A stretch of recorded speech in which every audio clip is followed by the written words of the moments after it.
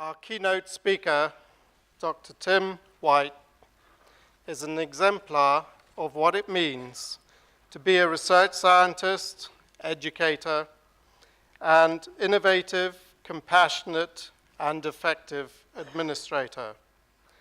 Dr. White is Argentinian by birth and moved with his parents for a short time to Canada before moving to the United States when he was 9 years of age.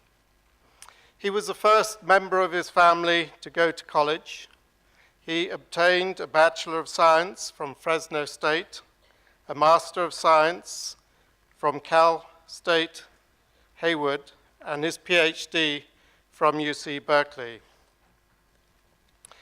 His outstanding research contributions in the field of physiology, kinesiology, and human biodynamics, with an emphasis on work in muscle plasticity, injury, and aging, coupled with a keen sense of administration, saw his rapid rise to become a full professor and chair successively in the departments of human biodynamics at UC Berkeley and the Department of Movement Science at the University of Michigan. Since 2002, Dr. White has served as the Executive Vice President and the Provost of Oregon State University, President of the University of Idaho, Chancellor of UC Riverside, and since 2012, Dr. White has served as the 7th Chancellor of the 23-campus California State University, the largest four-year public higher education system in the United States. Dr. White, we're honored that you are with us here today. Please welcome our keynote speaker, Chancellor White.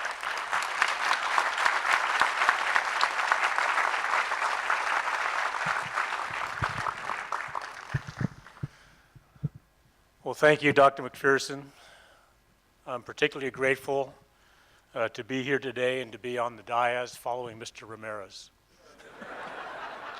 What a talent, what a talent.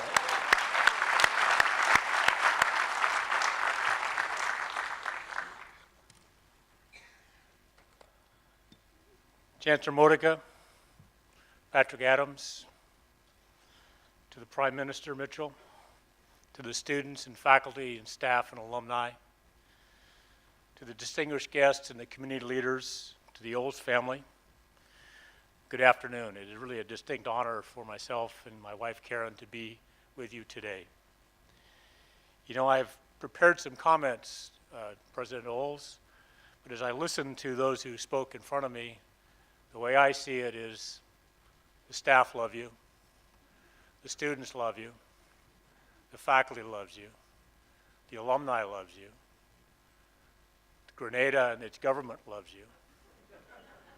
So rather than go through my rather lengthy speech for the next 74 minutes, I thought I would just use a phrase that comes in the highest halls of the academic institutions that I've been privileged to be a part of. Don't screw things up, Dick.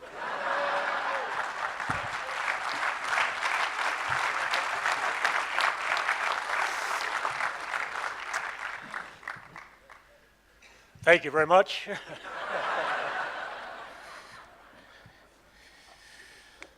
So all of us, however, gathered today join in celebration with a tremendous champion, not only of internationally minded training and care in human medicine, but in the constellation of disciplines and professions of public health, business, veterinary medicine, and science, the nursing and informatics that promote hope, that promote opportunity and well-being. Today we celebrate someone who has dedicated his life to serving historically underserved communities, someone who believes that higher education across all disciplines is the path to a bright and prosperous future. But first, I must admit that this is an amazingly beautiful campus in one of the most picturesque and friendly settings I have ever enjoyed. And frankly,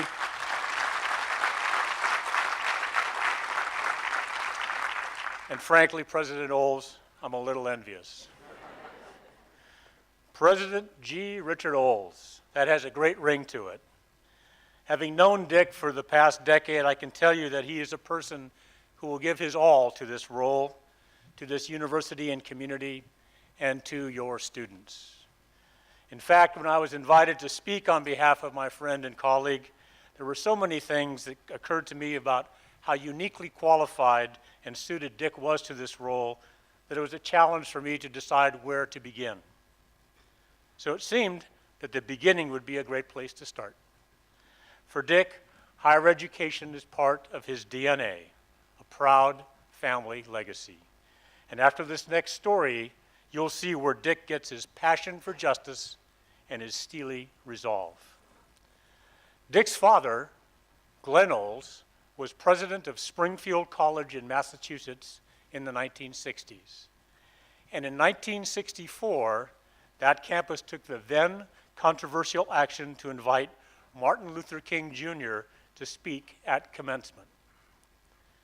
Glenn Olds, the president, got a call from the FBI telling him to cancel King's speech, and King was arrested 2 days later before the event. 2 days before the commencement event. But Glenn Olds never relented. He drove to the prison and he threatened to broadcast the commencement speech from jail if King was not released. And indeed, King was released on a $900 bail.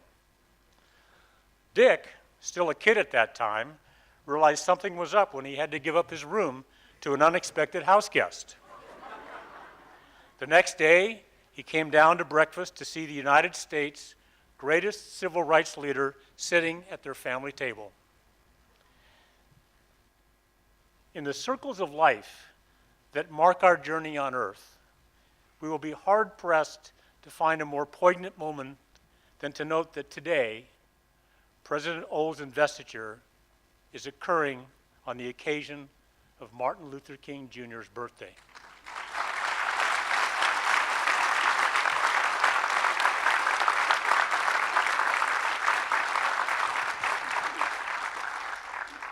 This story reminds me of a King quote in the same year of 1964 when he accepted the Nobel Peace Prize. And I quote, "I have the audacity to believe that peoples everywhere can have 3 meals a day for their bodies, education and culture for their minds, and dignity, equality, and freedom for their spirits." We should all have that audacity. The audacity to believe in and work for an end to hunger, with education for all, and a respect for the dignity of the mosaic of the human spirit. Dick Olds has the audacity to believe all of these things are achievable. The conviction of his belief inspires everything that he does. At the University of California, Riverside, where Dick and I joined together, he, as Vice Chancellor for Health Affairs and founding Dean of the School of Medicine, Dick always found ways to bring the arts, the humanities, and sciences in the community into the study of medicine and the administration of healthcare. It sounds simple enough, but in much of the healthcare world, this is still a revolutionary idea. Patients are people with complex and fascinating lives, and keeping people healthy, let alone curing people, involves much more than treating ailments. Dick is a leader and a champion in medicine's shift toward treating the person, not the disease. And as he and I worked to establish the medical school at the University of California, this was the first new public medical school in California in 44 years, I saw his vision take root and thrive among the students, the faculty, and the community, a vision of what medicine should be and could be. He challenged everyone to make a positive contribution whenever and wherever we find ourselves, but to keep an eye out to our global and common challenges. Indeed, we live in an amazing era. Information can travel in the blink of an eye. Nearly every city, town, and village is reachable in a day's travel. Disease, war, strife can also cross borders and reach us in ways we have rarely experienced before. That is why Dick's focus on international global issues fits so well with the times and this generation of emerging leaders. I've seen the joy that Dick gets when he's able to interact directly with a group of students, either in campus forum or, as we heard earlier, in the classroom, clinic, or laboratory. And I know he relished the opportunities he's had over the years to step in and teach a class as a visiting expert, and I understand that he's already taught 8 classes on infectious disease here at St. George's University. I've also heard that Dick has hit the ground running on student success and scholarship programs while recruiting new students from underserved communities, particularly those with an interest to go back in areas of highest need. And I don't need to tell all of you that St. George's University shares Dick's commitment to solving local and global challenges by offering an excellent university education. Your colleges of medicine, veterinary medicine and sciences, the arts and sciences, and the graduate programs would all be outstanding on their own. Yet together, as one health, one medicine, St. George's University reaches that aspiration of addressing the fullness of the human experience and that of our fellow travelers, the animals we depend on and care for. The greatest medical discoveries are useless without the entrepreneurs and health administrators that connect patients with treatment options and health professionals. Breakthroughs in health science for humans often benefit the veterinary sciences and vice versa. In fact, one of our greatest challenges is combating diseases that cross between species. And at the same time, sociologists and psychologists are critical to understanding how and why people respond or don't respond to medical advice and treatment alternatives, as well as addressing the full range of emotional, financial, and familial consequences of a health crisis. St. George's University is in this together, one place to bring these complex topics together and explore how they connect. Student-centered, great universities have a constellation of programs and people that through synergy and leverage, the whole will exceed the sum of the parts. Student-centered, great university. Wait, that's your acronym, SGU. Chancellor Modica, I can only imagine the tremendous pride and joy as you look out on the audience here today and consider the tremendous legacy that you inspired over the past 40 years. You've created a beacon for the world, a place of knowledge, a place of spirit. And you've entrusted this legacy to a person who I have every confidence will continue to inspire faculty, staff, and students to advance the cause of excellence in international education. As Henry Kissinger once observed, the task of a leader is to get his or her people from where they are to where they have not been. A new leader challenges dogma and inertia and inspires a fresh aspiration in transforming the university to prepare for future institutional and societal needs. Great leaders are both poets and plumbers. A poet to articulate the vision and aspiration, to promote the university to the worldwide communities you serve, and to persuade support. But also a plumber to make sure things get done, to understand the business, to hire and retain talent, and then give that talent the authority, the responsibility, and the accountability to succeed and to execute. But effective leaders to transform this university for tomorrow need the support of all of us, from the Chancellor and board to the government and business leaders that are here and those worldwide, from students and staff to faculty and alumni. We each share in the responsibility to encourage, to help shape the direction, and then take action together. And SGU's success will be best chronicled by the ability of alumni to live, to work, to compete, and to prosper in our global society. Congratulations to you and the board on a tremendous appointment.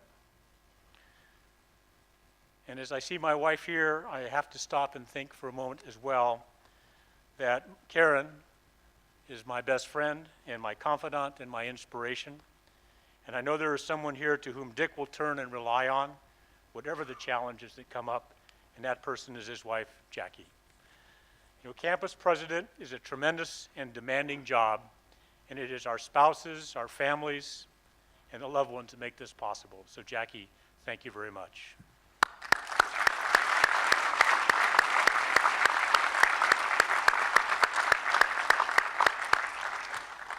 Let me conclude with this. Today, we face many centrifugal forces, forces that would pull us apart and separate us into different groups. Universities, and especially St. George's University, are centers of centripetal force, places of audacious belief that bring people back together. Whether it's bringing people together from different disciplines to share their expertise and expand horizons, or bringing people together from different nations, creeds, life experience, socioeconomic background, St. George's University is a place where people join together and inspire each other to succeed. And I know that President Oles will be there, standing alongside each of you, celebrating with you as you reach your highest potential. Thank you, and Godspeed.